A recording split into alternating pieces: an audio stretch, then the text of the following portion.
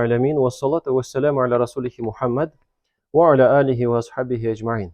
Agar da biz Allah subhanahu ve taala birinchi qarasak, onun so'zlarini, agar da biz Payg'ambarimiz Muhammad sallallohu alayhi vasallamga qarasak, onun so'zlarini, onun amellarini, siz onların so'zlar orasida bir sugunu topmazsiz. Nindi azaplar, nindi ziyon keltirib bo'ldi bizim Payg'ambarimiz Muhammad sallallohu alayhi vasallamga qarata.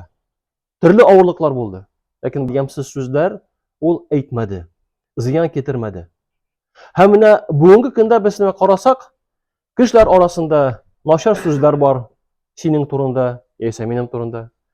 Noshar ziyon keltiradigan amallar bor. Hatto qardoshlarim, albatta u din tugul, islom dini tugul, oddiy narsa hatto musulmonlar orasida. Musulmonga qarata qay boshaqlarda ziyon keltirga tirisha. Avur so'z aytirga, g'aybat sotirga, hatto spetsslujbalarga borib turli yolg'on so'zlar boshqa kishi turunda seraga mumkin. Lekin bunda ikki so'rov tuva. Nindi bu kishiga qarata baya ham narsa biz ishlarga tegishmiz. Ham kimga biz qaraymiz? Albatta Payg'ambarimiz Muhammad sallallohu alayhi vasallamga. Ham olayta sahih hadisda, Buxoriyda ham Muslim kelgan hadisda. Al-muslimu man salima al-muslimuna min lisanihi va yadihi. Haqiqiy musulmon shul kimning qo'lidan ham tilidan boshqa musulmonlarga ziyon kelmay. Mana shul haqiqiy musulmon. Bir yoqdan o'ltaga kishilarga g'ayib ham ularga tavba qilishlar kerak. Ikkinchi yoqdan bizning turunda siylasalarda, aytsalarda, bizda qardoshlarim onlarga ziyon keltirga tegishli biz.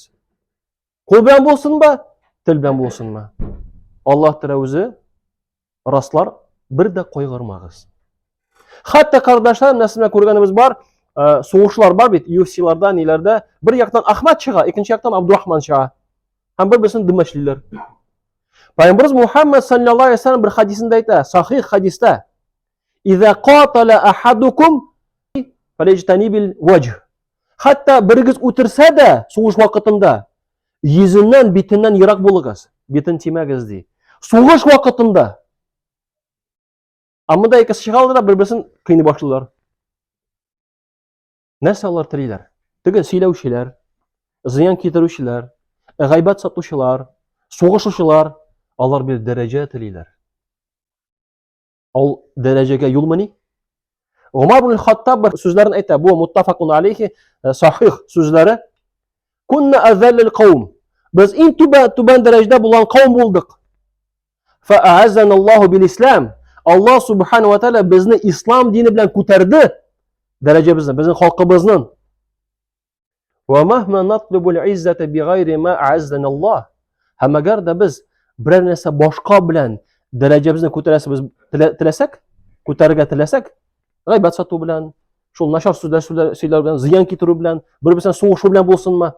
Azallanalloh. Alloh taolo bizni tubansita.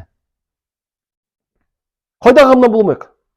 Agarda biz Alloh qo'shgancha, hamma Payg'ambar Muhammad sollallohu alayhi vasallam qo'shgancha so'zlar aytsak, amallar qilsak, tinch bo'lsak, Alloh taolo shuluk yerda darajamizni ko'taradi.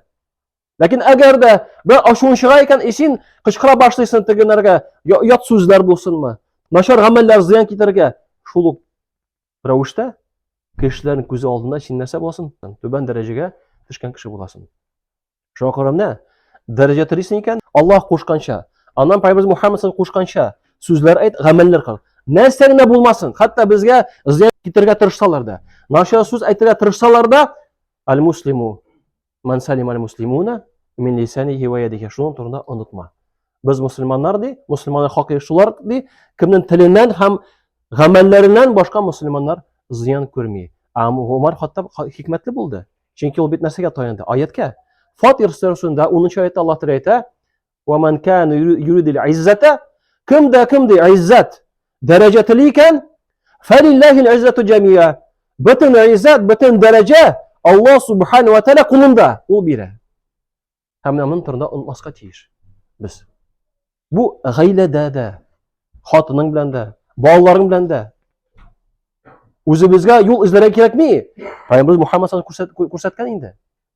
Agar tilaysan ekan, bolalar ko'zlarida zo'r daraja olirga Payg'ambar Muhammad sollallohu alayhi vasallam ishlagan shekilli ishla. шул вакытта дәрәҗәң дә була. Балаң алдында да, хатын алдында да, хәтта чит кеше алдында да дәрәҗәң булачак. Ни өчен? Чөнки син моны Аллаһ кушканча һәм аны Пәйгамбәр Мөхәммәд саллаллаһу алейһи кушканча шикелле эшлисең. Шуңа күрә иртә белән торганда инде без үзебезгә программа салырга тиешбез. Менә бүген минем кулымнан, минем телемнән бер мөселманнарга да карата зыян булмас. Мөселманнарга түгел, башка кешеләргә дә. Ни өчен? Чөнки син урамга чыкканда, намаз укыйсың икән, Аллаһка итаат итәсең икән, син башкаларга мисал инде. Син үзең гамәлләрең белән, сүзләрең белән башкаларга әйтәсең. Менә ул ислам дине. Шуңа күрә тырыш, иртә белән торгач, үзеңә шул программа куярга. Ә кичмә ятканда үзеңне хисап кыл. Умар ибн Хаттаб әйтте, үзегезне хисап кылыгыз, сезне хисап кылганчага кадәр. Нәрсә син бүген эшләдең? Бер кешегә зыян китердеңме, юкмы? Бер начар сүз әйттеңме, юкмы? Һәм киләчәктә шулай уйлый-уйлый әкренләп үзең тәҗрибәңдә, үзең тормышыңда телеңне дә, гамәлләреңне дә дөрес усулга, дөрес юлга салырсың. Һәм нәтиҗәне күрерсең. Һәм әлбәттә Аллаһ Тәгалә аның өчен әҗр савабын да сиңа бирәчәк.